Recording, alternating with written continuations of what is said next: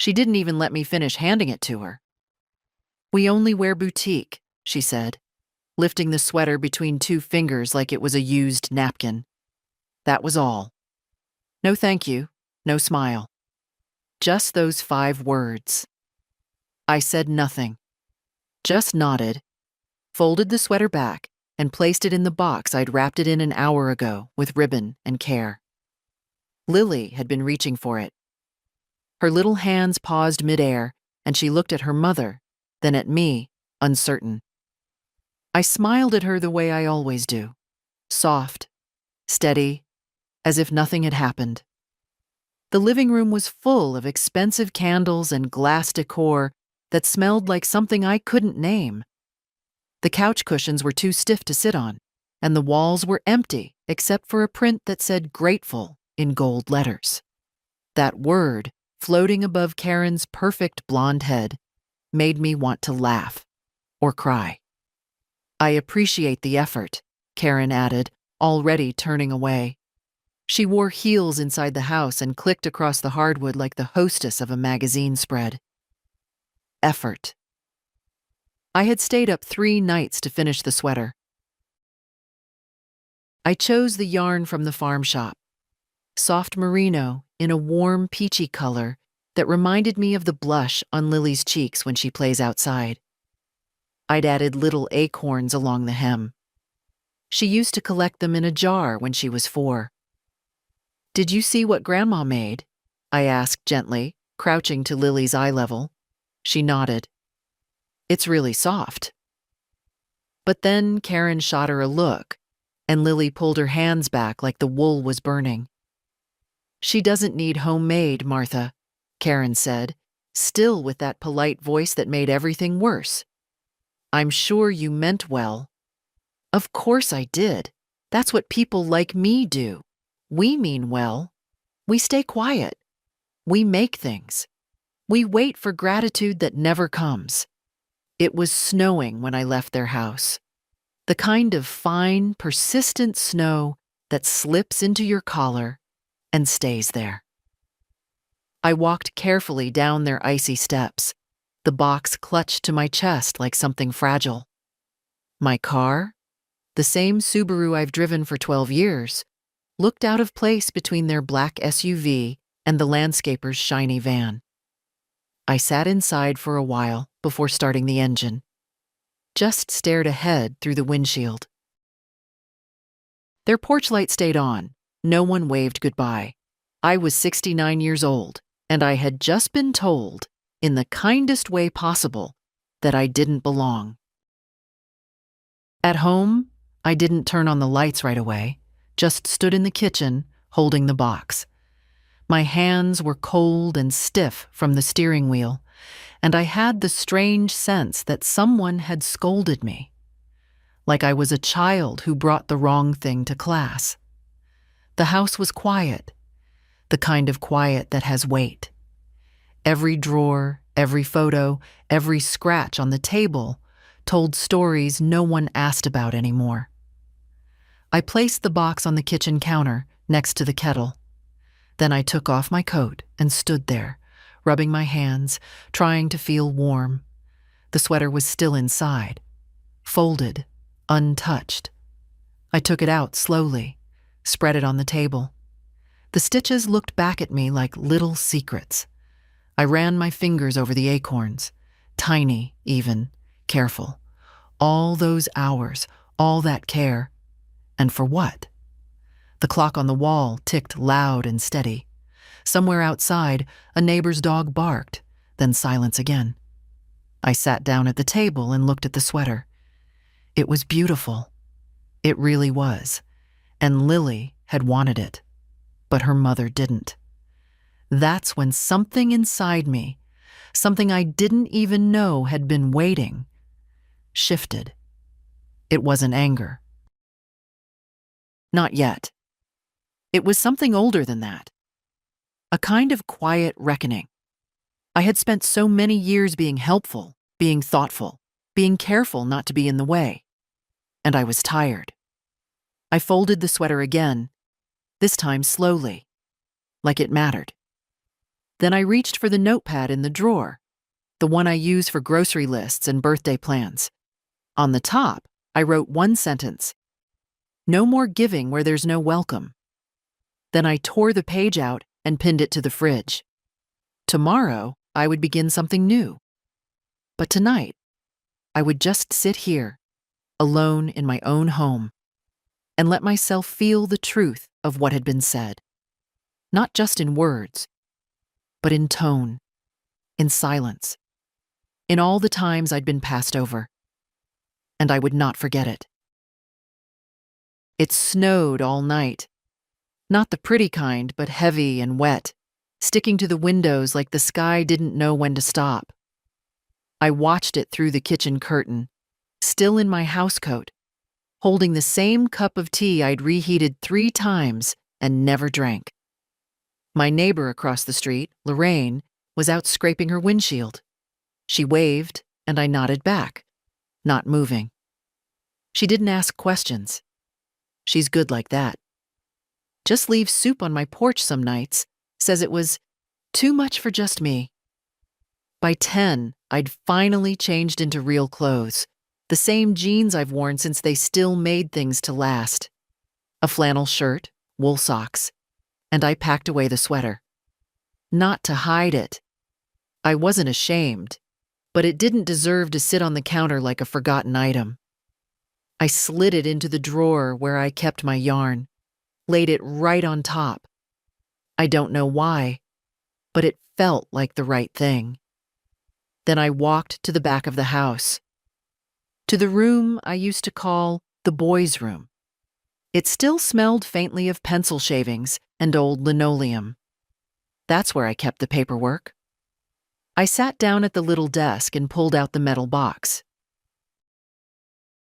Inside, receipts, photocopies, statements, the just-in-case pile. I didn't look through everything. I didn't need to. I knew what was there. The down payment I'd made on their house 7 years ago. Just a leg up, I'd told them. They'd said they'd pay me back once things stabilized. I never asked again. The checks I wrote for Lily's preschool, the ones Karen had mailed me articles about. Montessori builds empathy. These schools create leaders. I'd wanted to help. Still do, in some quiet corner of me. But help can't be demanded, and respect can't be purchased. I found the folder with my bank details. I stared at it for a long time, fingers resting on the edge like I was afraid it might bite. Then I picked up the phone. "Hello, this is Helen at Valley Union Savings. How can I help you today?" Her voice was young, breezy. I imagined her in bright nail polish and thin glasses. I cleared my throat. "Yes, I'd like to temporarily suspend automatic payments. All of them, please." There was a pause. "I can help with that. May I ask what kind of payments?" "Family support," I said quietly. "Mortgage supplements. School fees. Credit cards in my name for their emergencies. All of it." Another pause. This one longer. "Of course, Mrs. Hensley. Do you want to come into the branch or shall I flag it for review now and finalize it later in person?" "Flag it now," I said. "I'll come tomorrow with ID and everything else. I'll need a few security questions." I answered them without hesitation. Then I sat, listening to her tapping away. When she finished, she asked gently, "Would you like us to contact the account holders?" "No," I said. "Let them call me, if they notice." I hung up before I could change my mind. Then I took the little slip of paper with the reference number, folded it, and slid it into my recipe box between the chicken casserole and the peach cobbler. There's power in keeping things where only you can find them. The house was still quiet. I stood in the hallway, unsure what to do next. I could have gone back to knitting. I could have watched TV, the way I do when sleep won't come. But I didn't want distractions. I wanted air. I pulled on my boots and coat and walked outside. The air hit me like truth, sharp, cold, honest. I walked slow, careful not to slip. The neighborhood was hushed, the kind of silence only fresh snow brings, like the world was waiting. At the mailbox, I found a holiday card from the Johnsons, 3 flyers for carpet cleaning, and 1 pale blue envelope with no return address. My name was written in child's handwriting. I took it inside, placed it on the kitchen table, sat down. It was from Lily. Inside was a drawing, crayons on construction paper, a girl in a pink sweater smiling. Above her, written in shaky letters, "Thank you, Grandma." No mention of her mother, no apology. Just that. I held it to my chest and sat there, still. My eyes stung, but I didn't cry. I was tired of crying alone in the kitchen. Instead, I pinned the picture to the fridge, right next to the note I'd written the night before. No more giving where there's no welcome. But maybe, just maybe, there's still someone who sees me. The thing about silence is that it starts as comfort and ends as weight. I went 3 days without a call. No one from their house, no emails, not even a question about the canceled payments. Not even from my son. That told me everything I needed to know. I used to tell myself they were just busy. Jobs, child, obligations. But busy people still find time for what they care about. A phone call takes 90 seconds, a message even less. And people who love you, they don't let the silence stretch so long it starts to choke. I stood in my kitchen on the 3rd morning, looking at Lily's drawing, her pink sweater. I hadn't realized until now. The smile she'd drawn looked just like mine. Slight. Left corner raised just a little higher. I used to do that when reading to her, and I missed her. Fiercely. But I didn't miss the rest of it. The waiting. The apologizing. The way Karen made me feel like something outdated. I went to the hall closet, pulled out the old photo album. The one with the leatherette cover, the frayed edges from Lily's baby hands flipping too hard. I sat at the table and opened it slowly. First page. My husband and I, 1980. His arm around me, our son just a baby on my lap. We were in front of the old trailer back then, all dirt road and sunlight and borrowed chairs. Flip. Our son in 2nd grade, holding a trophy almost as big as his torso. He cried because he thought he'd lose, I whispered aloud, remembering. He always cried when he thought he'd lose. I was the one who stood beside him, all those nights he refused to sleep before tests. Karen hadn't even met him yet. Flip. Us at the community fair, 1997. I was holding a pie. First prize. It was the only blue ribbon I ever got for baking. I'd kept it in a box with his kindergarten drawings. I wondered now if he even remembered that day. The way he clapped for me louder than anyone else. I closed the album slowly. When did the clapping stop? The phone rang. I didn't recognize the number. For a second, I thought maybe it was one of Karen's friends, calling to scold or shame me for stepping back. It was my lawyer. "Mrs. Hensley," he said, "just following up. Did you still want to proceed with those changes to your estate documents?" I looked at the refrigerator, at Lily's drawing, then I looked at the recipe box. "Yes," I said, "I do. Would you like to meet in person or start by email?" "In person, and I'd like to bring a revised list of beneficiaries." "All right," he said, and I could hear the way his tone changed. A woman who shows up in person, who knows what she wants. I hung up. Then I took a blank sheet of paper and sat down again. Name by name, I made the list. It was shorter than it used to be. I kept Lily. I added a line for the shelter downtown, the one that teaches sewing and job skills to women starting over. I'd taught there, years ago. Quietly. No one in my family ever asked about it, and I never brought it up. I added another line for the quilting circle I'd joined at church. Most of those women lived alone. Most of them gave more than they got. And for the first time in years, I didn't add my son. Not out of spite, out of clarity. I wasn't punishing anyone. I was just choosing who to pour into. The doorbell rang mid-afternoon. I peeked through the side window and saw Lorraine standing there, holding a small tin. "Banana bread," she said when I opened the door. "You looked tired the other day."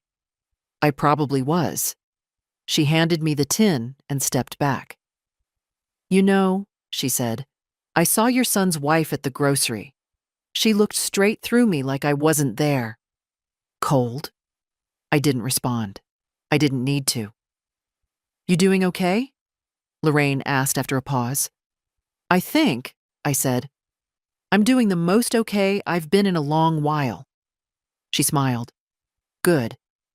When she left, I made a cup of tea and sat with the banana bread. I didn't rush. I didn't think about them calling or not calling. I just sat. With my name. With my list. With my own company. And it was enough. I drafted the letter 3 times. The first version was polite, careful, too careful. "I hope you understand my position." No, I thought. They never understood anything I didn't explain in full sentences, then repeat again like I was reading from a cue card. The second version was angry. "You've taken, and I've let you." That one felt better, but it also felt like shouting into a locked room. No one listens when they've already made up their minds. The third version was short.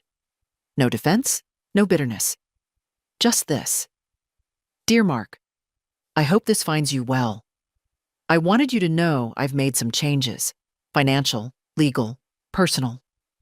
I don't expect anyone to agree, but it's time I began living by my own values, not someone else's approval. Please don't reply in anger. There's no battle here. I'm simply stepping back from patterns that have drained me.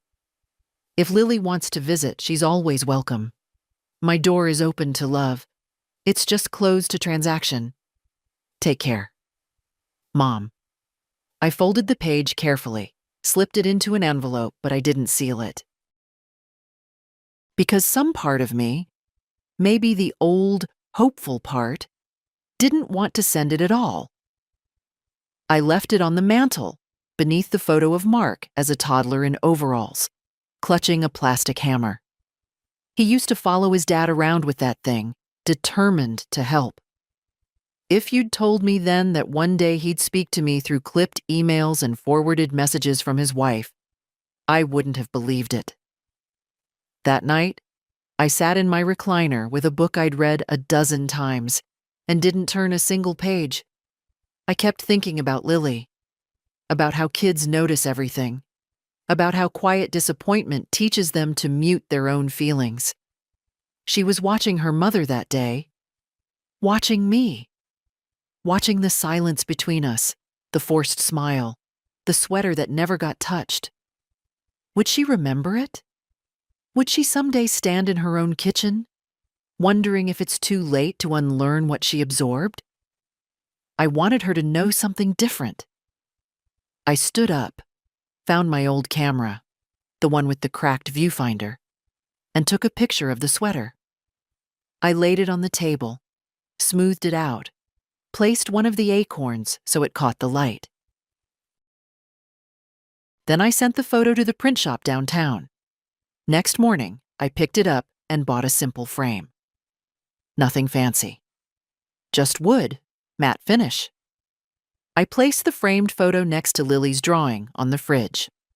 A reminder that what I made was real, that it mattered, even if it was dismissed, even if no one clapped.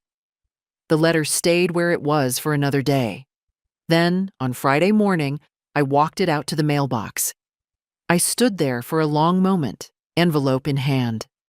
Then I didn't mail it. Instead, I tore it in half, then in half again and again, until the pieces were soft in my hand like snowflakes. I dropped them into the compost bin, watching them land among onion skins and coffee grounds, because I realized something. I didn't need them to understand. I didn't need closure served on a plate. I'd already made the change. And if they called, if they wanted to talk, I'd listen. But I wouldn't explain myself again. I hadn't meant to call the bank again so soon, but on Saturday morning, I woke to a voicemail from Karen. 2 words. Call me. No hello, no explanation, just a sharp edge wrapped in syllables. I didn't call back. Instead, I stared at my phone for a while, then made oatmeal the way I like it. Thick, with salt, not sugar. I'd stopped making it that way when Lily started visiting more. She likes it sweet, Karen had said, as if preferences had only one direction. At 10, I picked up the phone and dialed the bank. Valley Union Savings, this is Rebecca. A different voice this time. Warmer, older, maybe close to my age. Good morning, I said. This is Martha Hensley. I'd like to move forward with closing all the supplemental accounts. She didn't ask why. She just confirmed my identity and read me the list. Mark's secondary credit card, the tuition draft authorization, the recurring mortgage overage transfer. Each one, I said. Yes. Close it. Would you like to be notified if he tries to reactivate anything? No, I said. I'd just like peace. There was a pause. Then kindly, we can do that. After the call, I went to the small box under my bed, the one I hadn't opened in years. Inside, a small stack of Lily's old drawings, faded photos, 2 baby socks I'd crocheted when Karen was still letting me bring things to the house.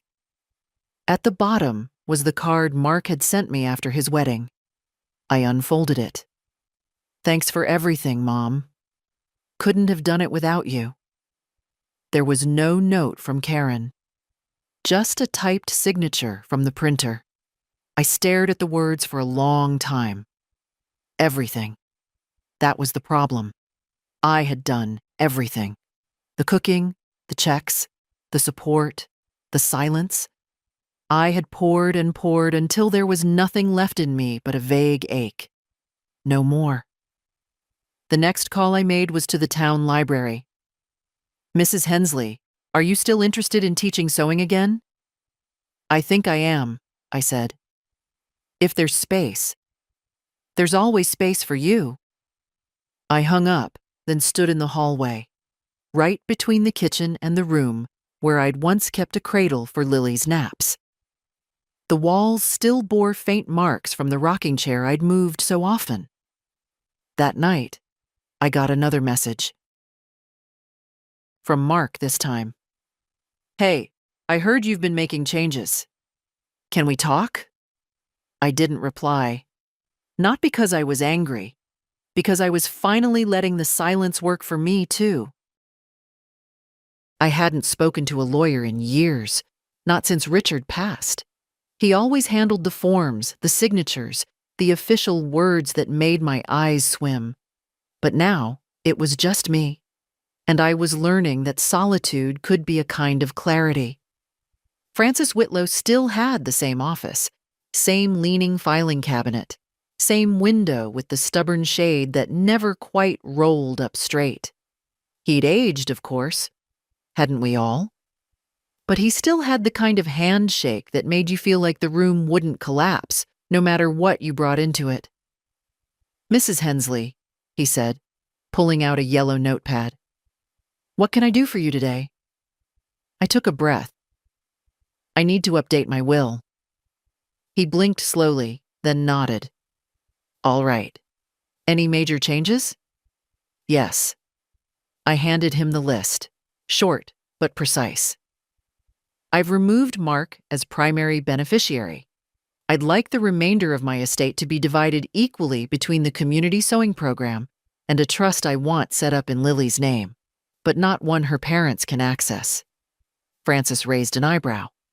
You want to establish a restricted trust? Yes, until she turns 25. Earlier, only under certain circumstances, education, housing, emergencies, but no parental control. She'll inherit my house too, if she wants it.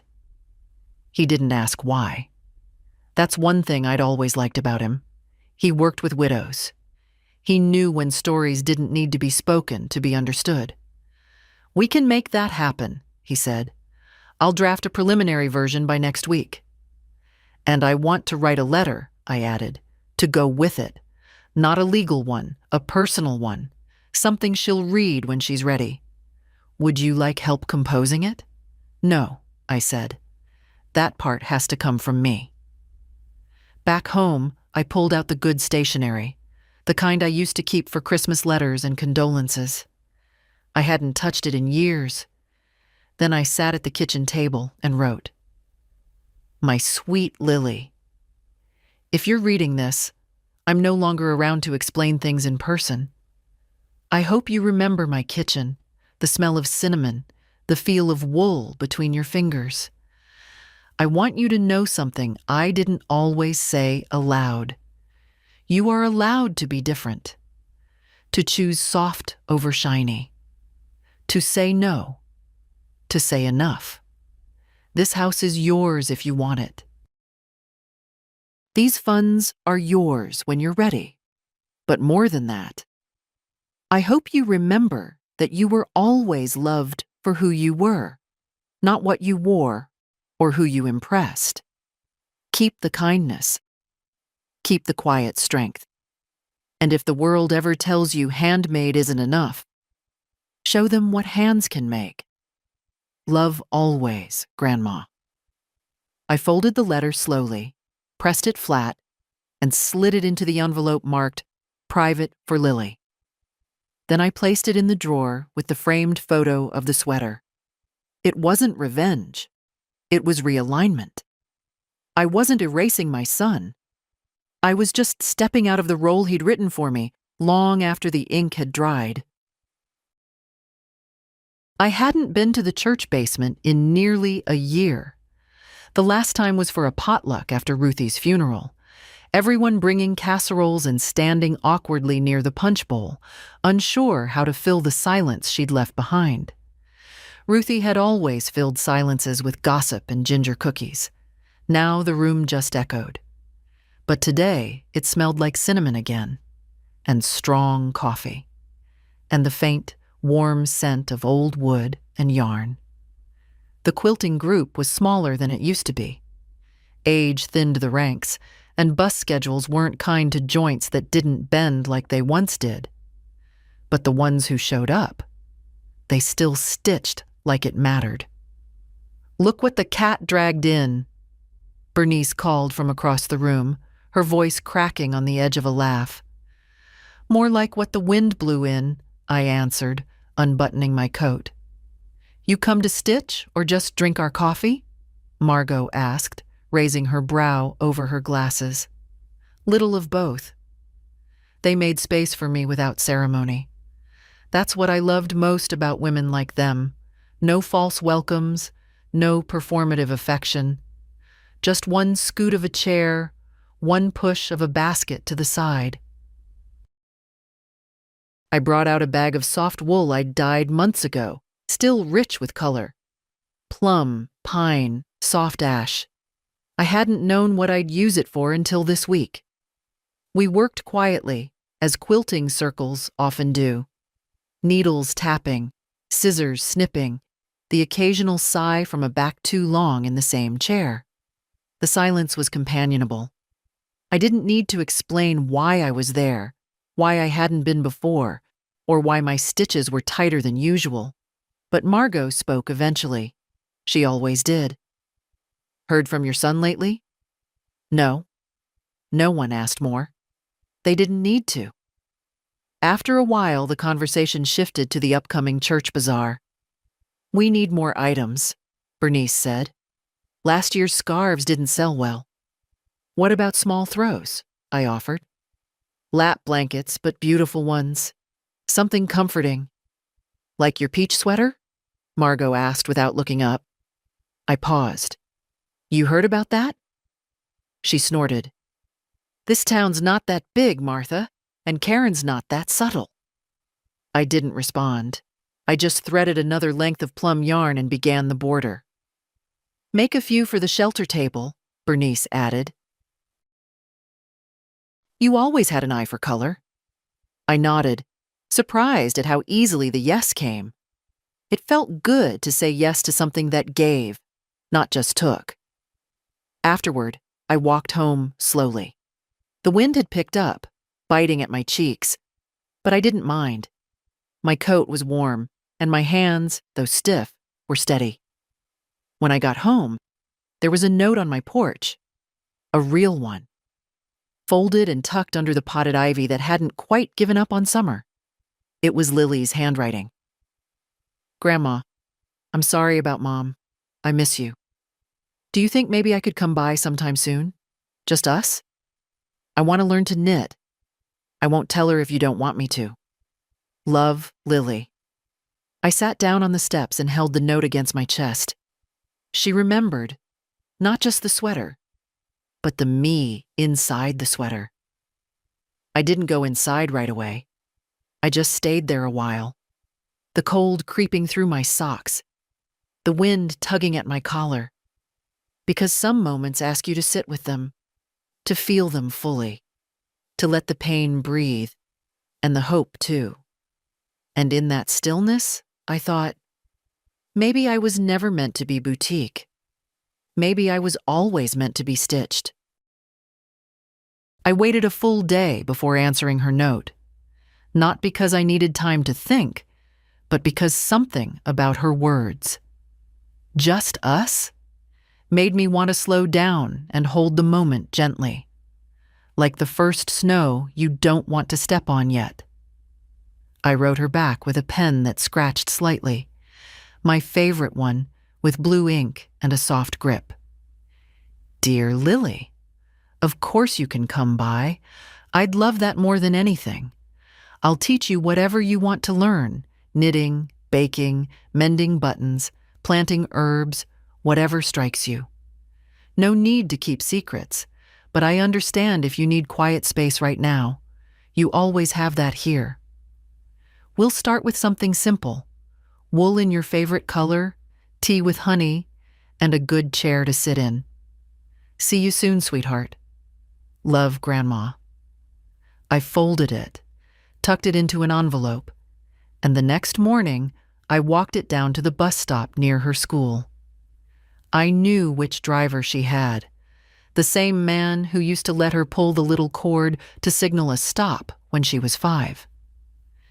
Can you give this to Lily Henderson? I asked. She sits by the window halfway down. He smiled, took the envelope, and nodded. She still pulls the cord even when it's not her stop. That made me laugh. The old way, with the chest, not the throat. The next afternoon, I heard the knock. Gentle, hesitant, but it was her. She stood there with a small backpack and flushed cheeks, looking at me like maybe I'd change my mind. I didn't. Come in, I said. I've got yarn and cinnamon bread. She smiled wide, stepped inside, and kicked off her boots without being asked. She didn't ask about the house, didn't comment on how it smelled like beeswax and lemon cleaner. She just looked around and said, I missed this place. And that did it. I had to blink fast and move to the kitchen to keep the tears from showing. We started with soft gray wool. She liked the feel of it. Like clouds, she said. Her hands were clumsy at first, like all beginners, but she didn't get frustrated. She just kept asking questions. What if I mess it up? Then you unravel and start again. Doesn't that waste it? No. Yarn forgives. She smiled at that. Do people? Some do. She didn't ask more. Later, while the bread cooled, we sat on the floor and looked through the old button tin. She sorted them by color, by size, by number of holes. These are prettier than the ones in stores, she said. They've lived longer, I said. That night, when Mark texted asking if she'd come home for dinner, she looked at me, unsure. I didn't say anything. I just handed her the phone. She typed slowly, then showed me before pressing send. Still at Grandma's. Learning. No apology. Just truth. He didn't reply. She stayed until the sky turned deep, and the lamp by the window cast that soft amber circle around us. When she left, I gave her a small bundle of yarn and 2 knitting needles tied with twine. For practice, I said. She hugged me tight. Not the fast kind kids give when they're told to. The kind where they stay still for a minute and breathe near your neck. When the door closed behind her, the house felt full again. Not loud, not busy, just full. I stood by the window and watched her walk down the street, the bundle under her arm, and I realized I didn't need anyone else's version of family. I had mine. She had me. I used to love Christmas, not for the shopping or the music or even the food, though I did make a cranberry cake that got requested every year. I loved it because of the wrapping, the small rituals, the way you chose something, tucked it into paper, folded the corners just right, and said, I see you. You matter to me. But this year, no one had asked if I was coming. No invite, no call, not even the polite, just so you know, we're keeping it small this year. So I made different plans. I got out my small artificial tree, the one I'd once used in my classroom before I retired, and set it up by the window. The light still worked. The star on top leaned slightly to the left, but I didn't mind. I always liked things that didn't pretend to be perfect. Then I pulled out my basket and started wrapping. Not for Mark, not for Karen, but for the shelter down the hill. For the women who'd left behind things much heavier than sweater snubs and silence. I made 5 hats, 3 scarves, 2 small cardigans with wooden buttons, and I wrapped each one with a tag that said simply, warmth. From one woman to another, I placed them all into a paper bag and walked them over myself. The building was quiet that morning, staff bustling inside, no time for pleasantries. But one young woman at the desk looked up and smiled when I placed the bag down. For Christmas, I said.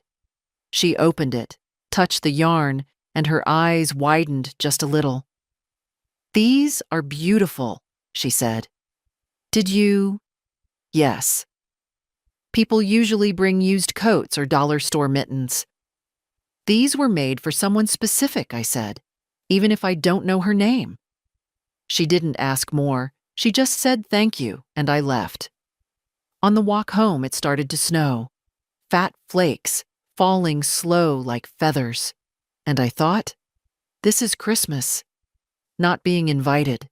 Not sitting at a table with people who'd rather you were a story they told than a woman they knew. This. Making something with your hands and giving it to someone who doesn't expect it, but needs it anyway.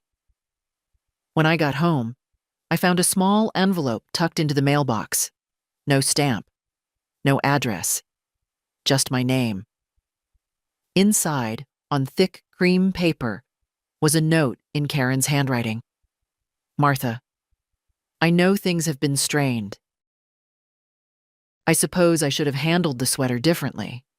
I didn't mean to hurt your feelings, though I imagine I did.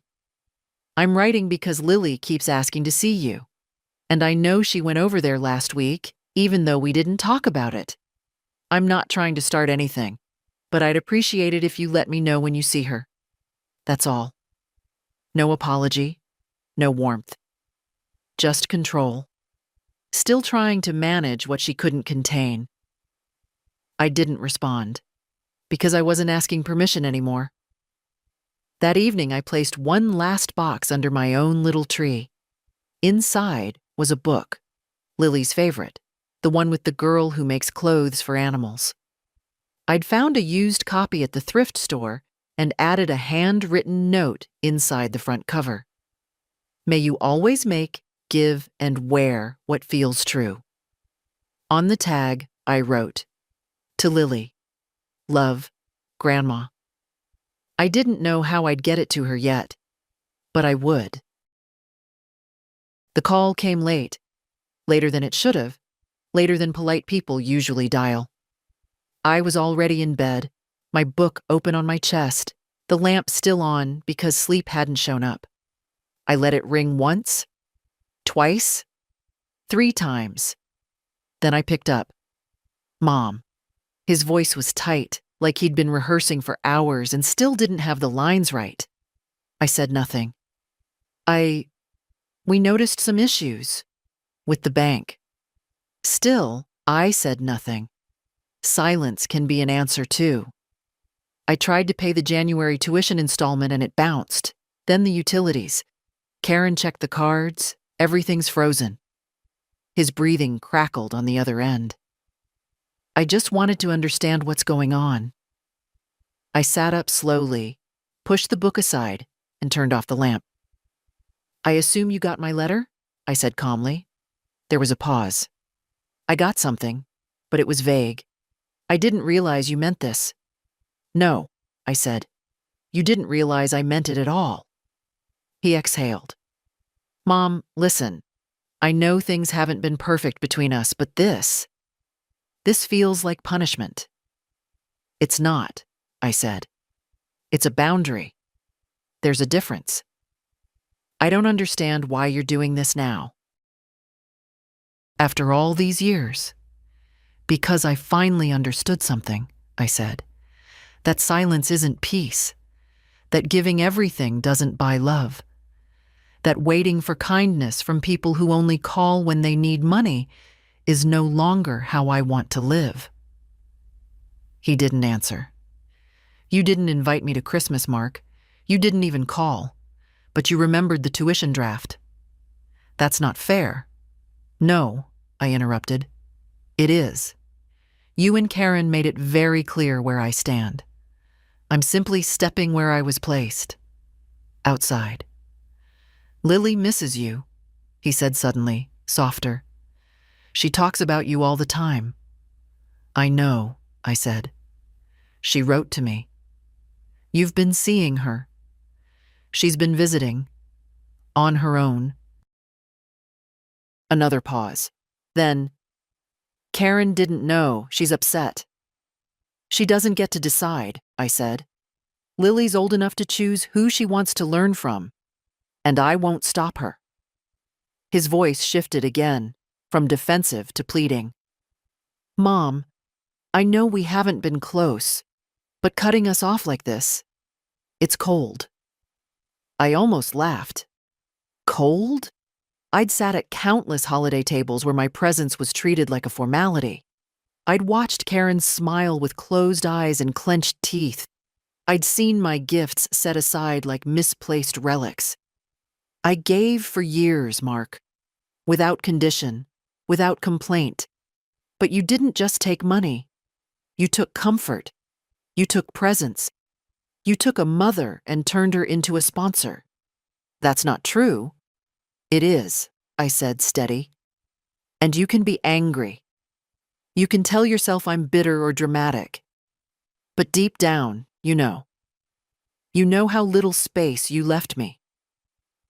He didn't speak for a long time. I could hear the hum of something in the background. Maybe the fridge. Maybe the sound of his own disappointment catching up to him. Finally, he said, So what happens now? You live your life, I said, and I live mine. We don't owe each other silence or performance, but I won't be your fallback anymore. I didn't mean to make you feel, I know, I said, and this time I softened just slightly. But meaning well isn't the same as doing well. He exhaled again. I should go. Yes, I said. You should. And then I added, Lily's still welcome? Always. He hung up. No goodbye, no apology. Just the click of a line that had been stretched too far for too long finally snapping. I sat there in the dark, my hands cold, my breath slow, and for the first time after one of his calls, I didn't cry. January passed in a strange hush, not the sad kind, the clean kind, like snow after it stops falling, when everything's still and new and waiting. I started sleeping better. I woke without the heaviness I used to carry before my eyes even opened. My steps were lighter, my meals simpler but warmer. I cooked what I wanted, when I wanted. I stopped making enough for leftovers, just in case someone drops by. No one dropped by, except Lily. Every Friday after school, she'd come, always with the same eager face, the same chilled cheeks, the same deep sigh of relief when she stepped into the warmth of my kitchen. We kept knitting. We talked about her school, about her books, about the unfairness of gym class and the magic of fresh snow. She never mentioned her mother. I never asked. One afternoon, she looked up from her stitches and said, "You seem different lately, Grandma." I smiled. Maybe I finally remembered who I was. She nodded, as if that made perfect sense. That same week, I started something I hadn't done in years. I enrolled in a workshop at the town library. Creative mending and textile reuse.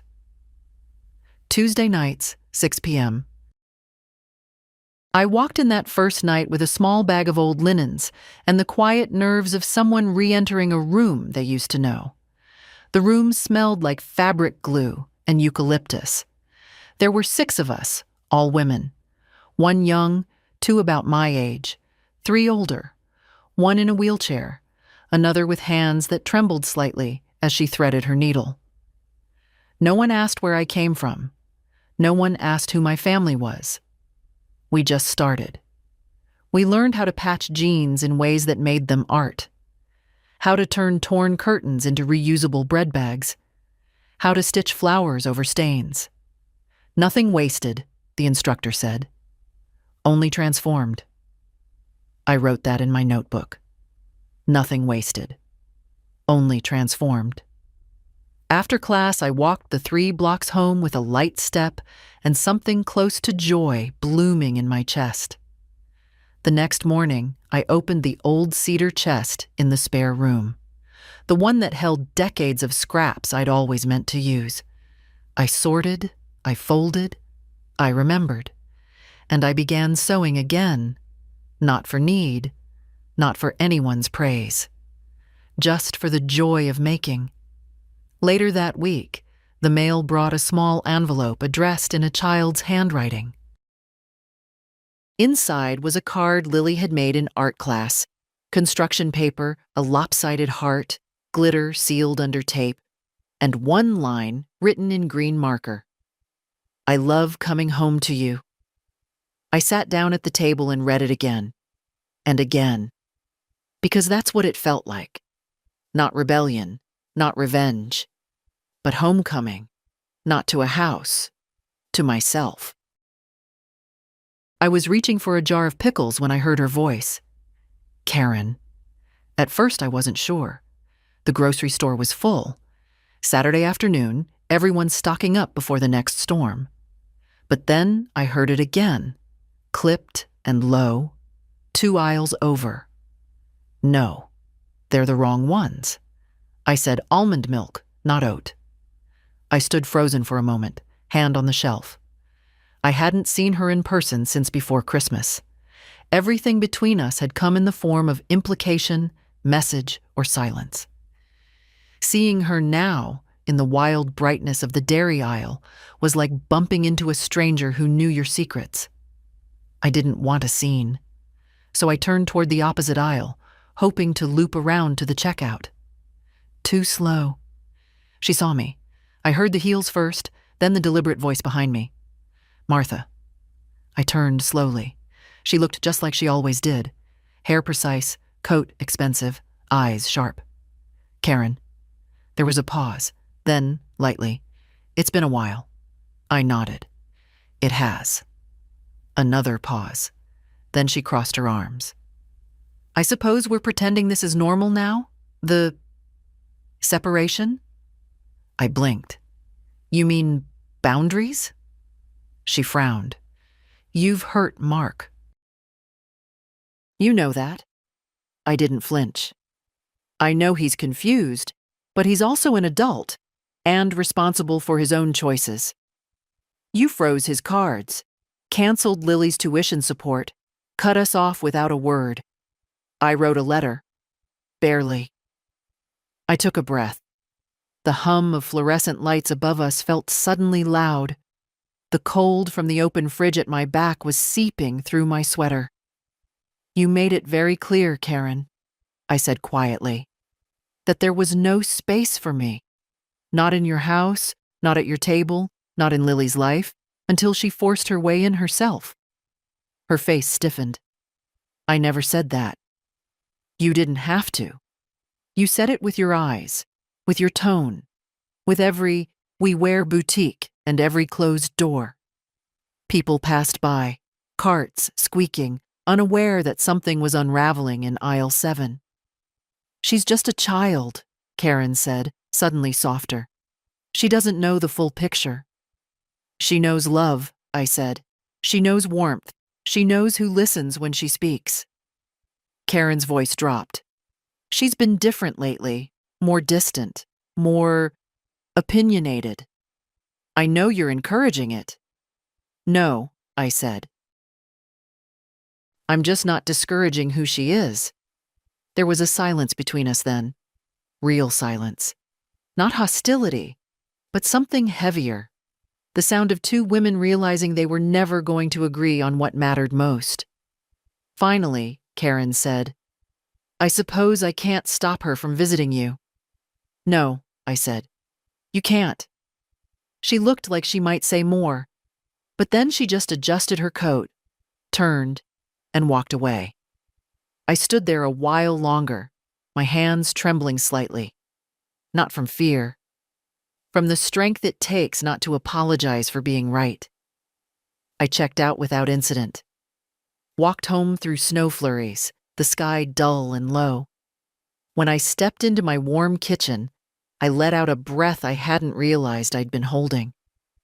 I took off my coat, lit a candle, and set a kettle on the stove. Then I wrote a single sentence in my notebook, under today's date. It costs a lot to keep the peace, sometimes more than it's worth. She came just after dusk, with the wind behind her. I didn't expect her, not on a Tuesday, not without a note, not with the week still heavy and school still in session. But there she was. Lily, in a red knit hat and snow-dusted boots, cheeks pink from cold, eyes wide and quiet like the evening sky. I opened the door and she stepped inside without a word, dropping her backpack softly by the wall. "I needed to come," she said. I nodded. "You hungry?" She nodded back. I reheated soup and cut bread, poured milk, sliced apple. The kind of meal that isn't fancy but says, "I'm here. I'm listening. You're safe." She didn't speak much while eating, just slow bites and small glances at me, as if confirming I was real. After she finished, we sat in the front room, where the lamp by the window gave off a gentle glow. I picked up my knitting, and she did too. Still clumsy, still unsure, but with that same quiet determination she always had. "I told Mom I was going to a friend's," she said, eyes on the yarn. I didn't scold her. I just said, "I'm glad you came." She paused. "It's hard at home lately." I waited. "She's mad all the time." "About school? About me? About you?" I set my knitting down. "Did she say anything to you? About here?" Lily shrugged. "She said you're being difficult, that you're teaching me to be stubborn. And what do you think?" She looked up at me, small and serious. "I think you're teaching me to be strong." I swallowed hard. "She told me the sweater made us look poor." My chest ached, slow and sharp. "It made me feel warm," Lily added. "I wore it in my room when no one could see." I reached across the space between us, touched her hand lightly. "You don't have to hide the things that feel good to you," I said. "Not for anyone." She nodded, lips pressed together. Then, hesitantly, "Could I stay the night?" I hesitated. Not because I didn't want her. I did, with every part of me. But because I knew what kind of storm it might stir. Still, she had come. And she was asking. And I would not be another door closed. "Call your father," I said. "Tell him you're safe, that you'll be home in the morning." She dialed from the kitchen phone, voice low and fast. I didn't listen in, but I saw her shoulders stiffen, then drop. When she returned, she just said, "He knows." That night, I made up the old bed in the guest room, the one she used to nap in as a toddler, the one with the worn quilt and the little lamp shaped like a bear. She brushed her teeth with the backup toothbrush I'd always kept, just in case. Before she went to sleep, she stood in the doorway, bare feet on the wood floor. "Grandma?" "Yes, sweetheart?" "I don't think I want to be like her." I didn't say she had to love her mother or forgive her right away. I didn't say family is complicated or that someday she'd understand. I just walked over, brushed her hair from her face, and said, "Be like you."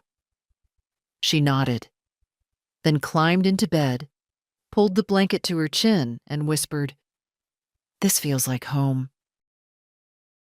The knock came early, too early for someone polite. I was still in my robe, the kettle just starting to hum, the sky outside a soft gray that hadn't decided if it would bring sun or snow. Mark stood on my porch, no jacket, just a sweater, thin and wrinkled, hair uncombed, hands in his pockets. Behind him, his car idled in the driveway. I could see Lily's backpack in the back seat, but not Lily. I opened the door but didn't step aside. We looked at each other for a long moment. "She's inside," I said finally. He nodded. "I figured. She's fine." "I know." We stood like that, neither of us moving. Then he said, "Can I come in?" I didn't answer right away. Then I stepped back, just enough for him to pass. He walked in slowly, looking around like the place was smaller than he remembered. Or maybe it was just that he'd grown into someone who didn't belong here. "She's still asleep," I said. He nodded again, eyes on the floor. "I don't want to fight," he said. "Then don't start one." He sat at the kitchen table without asking, like he used to. Like when he was 10 and mad about something at school, but couldn't quite say what. I poured 2 cups of tea and sat across from him. He didn't touch his. "I didn't know how far things had gone," he said. "Between you and Karen. I thought you were just being distant. I was being erased." He looked up. Every time I brought something, she rolled her eyes. Every word I spoke was met with polite silence. Every gift, every visit, every moment filtered through judgment. He said nothing. "And you let it happen," I added. Still, he said nothing. "I tried to make peace, for Lily's sake, for yours. But peace isn't real when one side is constantly shrinking." He rubbed his hands together slowly. "I was afraid," he said finally. Of what? Of being caught in the middle. I nodded. You were. And instead of choosing truth, you chose ease. He swallowed hard. She's not easy to live with. That's your choice, but don't expect me to keep paying the toll for your decisions. He looked like he might argue, but then he leaned back and stared at the fridge, at Lily's drawing, at the photo of the sweater, at the quiet evidence of a life he no longer knew. She's changing, he said. Lily. She stands up to us now. She questions everything. She's growing, I said. She says you make her feel seen. I smiled, faintly. Because I do. He looked at me then, really looked, and I saw the boy in his eyes, the boy who once cried over a broken toy, the boy who made me a lopsided clay mug and called it a forever cup. I don't know how to fix it, he said. It's not yours to fix, I said. It's yours to see, to own, to decide what kind of man you want to be next. He lowered his head, nodded once, then softly. She wants to come here more. She's always welcome. He didn't argue. Instead, he stood slowly, walked to the front room, and waited while Lily gathered her things. When they left, he didn't say goodbye. But at the edge of the porch, he paused, turned back, and said, "Thank you for not turning her away." I closed the door behind them and leaned against it. No victory. No neat resolution. But something had shifted. Not enough to rebuild what we lost, but enough to know where I stood now and who stood with me. Spring came slowly that year, not in a rush of blossoms or birdsong, just in small signs. Thinner frost on the window panes, the return of light in the late afternoons, the soft crackle of thaw beneath the garden's soil. I started opening the windows again, just a little, just enough to let the air change. Lily still came every week, sometimes twice. She'd bring half-finished knitting and questions about the world that startled me in their sharpness. Why do people pretend to be nice when they don't mean it? Why don't adults say they're sorry more often? Why do moms get mad when you don't want to be exactly like them? I never gave her perfect answers, but I never told her not to ask. We planted herbs in the back garden, basil, thyme, mint. I taught her how to bury eggshells near the roots for strength, how to know the difference between a weed and a sprout. Some days we didn't speak much at all. We just sat on the porch, each with a cup of tea, each with our own thoughts, and it was enough. One evening, she brought a bag with something wrapped in tissue. "I made you something," she said. Inside was a scarf. Crooked in places, a few stitches too tight, others too loose. But it was soft, and warm, and hers. "I wanted it to be the same color as the sweater," she said. I wrapped it around my neck and didn't hide the tears that came, because that scarf was more than a gift. It was a return. Later that month, I got a card in the mail from Mark. Just a few lines. "Mom, I've been thinking a lot. About you. About how much you carried that I never really saw. I don't expect anything, but I want you to know I'm trying. Thank you for keeping the door open for Lily. And for me, too. If that's ever something I've earned again. Mark." I read it once, then twice. Then I tucked it into the same drawer where I kept Lily's early drawings and my folded will. I didn't write back. Not yet. Some bridges take time, but I didn't close it either. One night, Lily and I sat on the back steps, watching the sun dip low. She leaned against my shoulder and said, "I think I'm going to be a maker." I smiled. "You already are." She looked up. "What about you, Grandma?" What are you now? I thought for a moment. Then I said, I'm someone who stopped asking to be chosen and started choosing myself. She nodded like she understood, and I think she did. So here I am now, older, steadier, and not quiet in the same way anymore. Not erased, not waiting. And if you're reading this, maybe you know what that feels like. Maybe someone once made you feel small for being soft, or ashamed for making things with your hands, or invisible in rooms where you gave everything and got silence in return. If you've ever folded yourself smaller to fit into someone else's comfort, unfold now. Stand up. Pour into the ones who see you. Make the soup. Knit the sweater. Keep the letter. Open the window. And if this story reminded you of something you once lost, or something you just reclaimed, leave a comment. Share it with someone who needs to remember they're not alone. Let this be your warmth, too.